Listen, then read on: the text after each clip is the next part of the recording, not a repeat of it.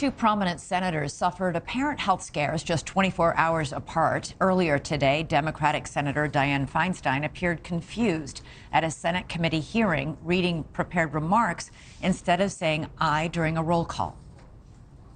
That's an increase of $26 billion for the Department of Defense, and it funds priorities submitted. Yeah, just say aye. Okay, just aye. Thank you.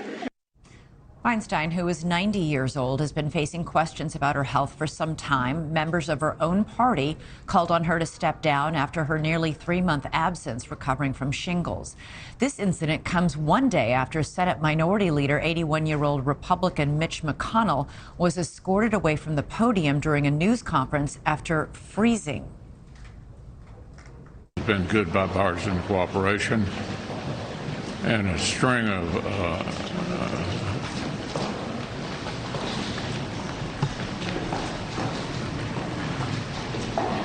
Anything else you want to say, or should I just go back to your office? Do you want to say anything else to the press? Go ahead, John. I'll take. Aging is not just a concern on Capitol Hill either. If either President Biden or former President Trump win the 2024 presidential election, they will be the oldest U.S. president in history. According to recent polls, 37% of Democrat and independent voters are less likely to vote for Biden because of his age. So how old is too old to serve the American people? Joining us now is Dr. Imran Ali. He's an assistant clinical professor at the Icahn School of Medicine at Mount Sinai, a physician at Yale New Haven Health, and you specialize in geriatric medicine. Senator Feinstein is the oldest U.S. senator, and she has on several occasions in the past few months, even years actually, appeared confused. Is it fair to ask if she's fully capable of serving in such a powerful role? Well, the question is valid. We're seeing an older population, and as we see an older population, the concern of mild cognitive impairment is there.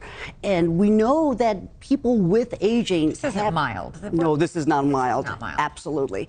But I gotta let people understand that age alone is not an independent factor when it comes to memory loss. Getting old and having memory loss is not completely normal. But such lapses like we saw here does cause some concern.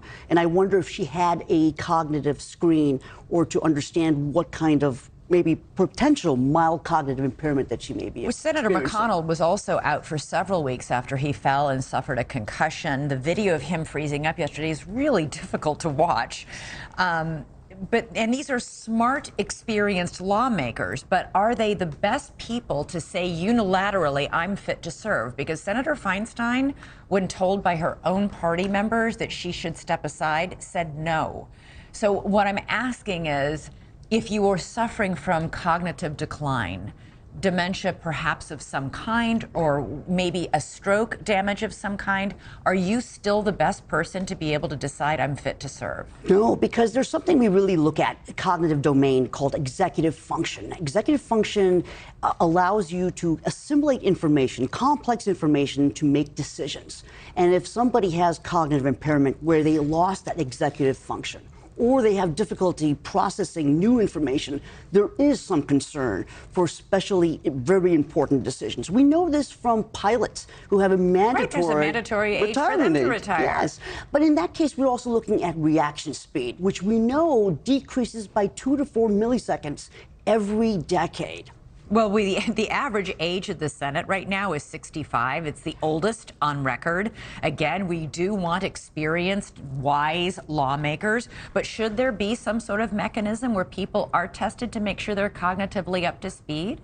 Well, this is debated a lot because there's also a sense of ageism that patients tell me they feel like they're subject to be judged just by their age.